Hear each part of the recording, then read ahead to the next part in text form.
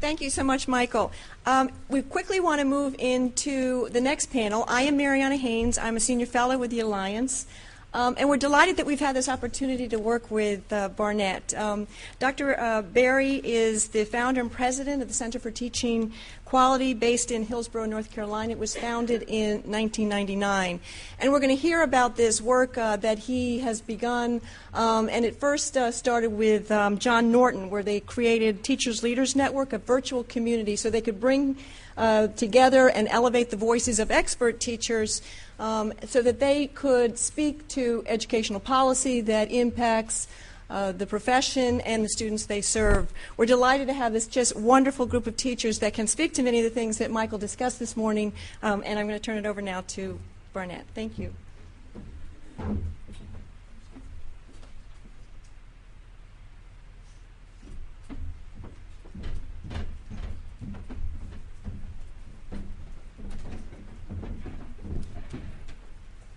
Thank you, Mariana, and it's great to be back here in D.C. And thank you, Governor Wise, for giving us an opportunity, not just here today, to begin thinking about and talking about these challenging issues, important issues of technology, teachers, and teaching, but quite frankly, giving us an opportunity to work with an extraordinary organization, the Alliance for Excellent Education, and how we can begin to put some of the pieces of this complex puzzle together. We can do this. In fact, in our hopeful vision for the future of teaching in the year 2030, we are very, very optimistic, not Pollyannish, but optimistic about what can be created, primarily because of not just innovators like Michael and his theories of action, his data, his analysis, his own organization, but most notably teachers like Carrie, Jose, and Jennifer, and literally hundreds of thousands of others like them who are ready to be tapped to create the profession that students deserve. A couple more quick thank yous, if you don't mind.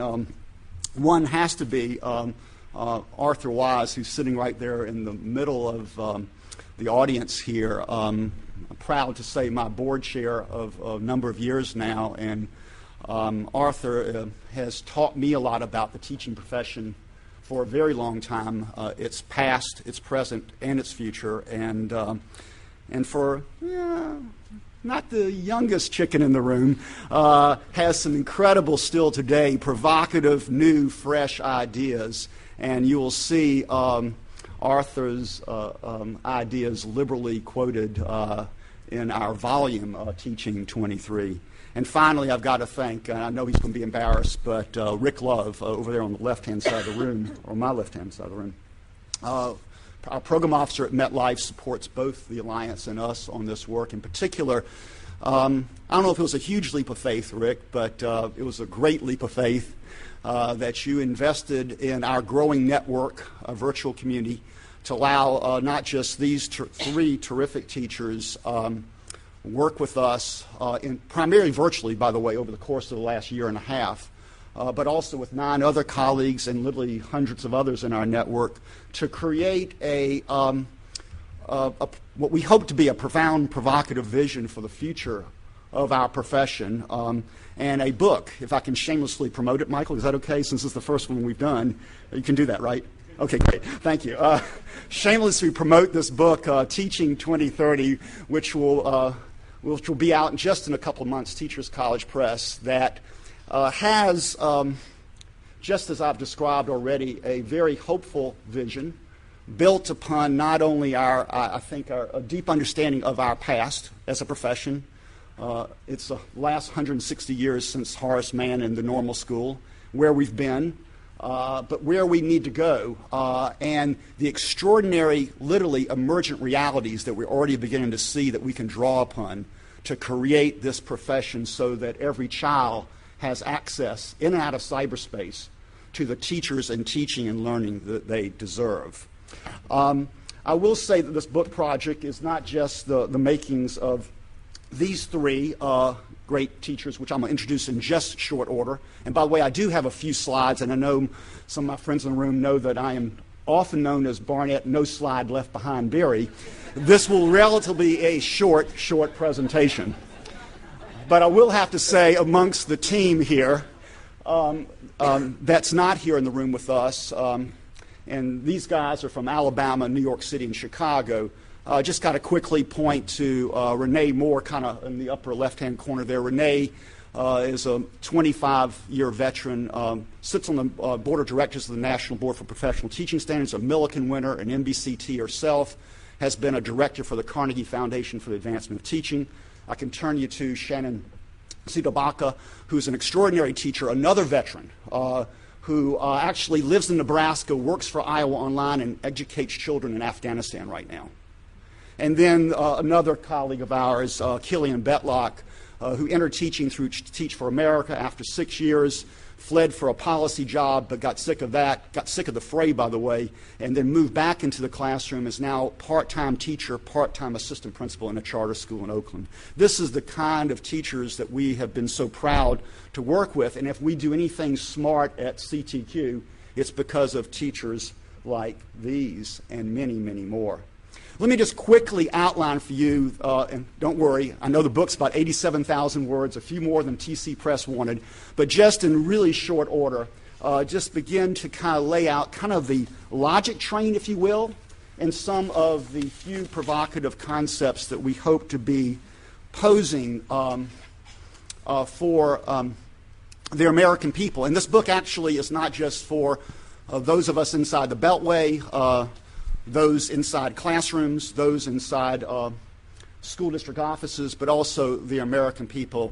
And primarily it's going to be accessible to them because these guys' voices are front and center in the kind of core chapters of the book, which we're so proud of.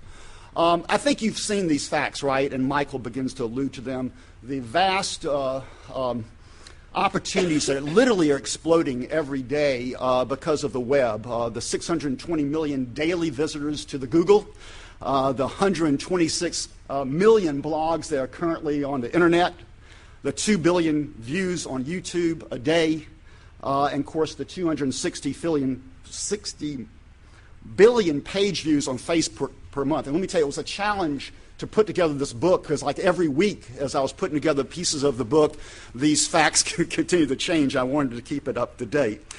We did take seriously in our deliberations, which by the way, again, were virtually all online, and these guys, after teaching all day and working with peers all day, kind of in the middle of the night, and because we're in all kinds of time zones, it could be 10:30 Eastern time where we're hosting a webinar where we engage in this work.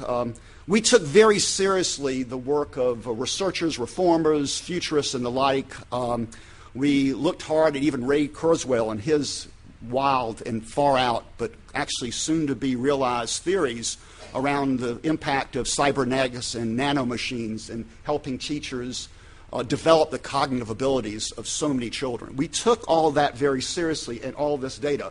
But we also took very seriously the fact that today that 22% of America's children are living in poverty, 3 million Americans are homeless, 30 to 40% of kindergartners are entering our schools behind, and that by the year 2020, 50% of public school students have non-English backgrounds in just a few years. We take very seriously these data, and we also take very seriously the fact that teaching has a very long arm of history that in the past has literally pushed us to think that teachers should be cheap and compliant. Ed schools could actually need to produce as many people as possible, as low cost as possible, and that, quite frankly, never shall we blur the lines of distinction between those who lead schools and those who teach in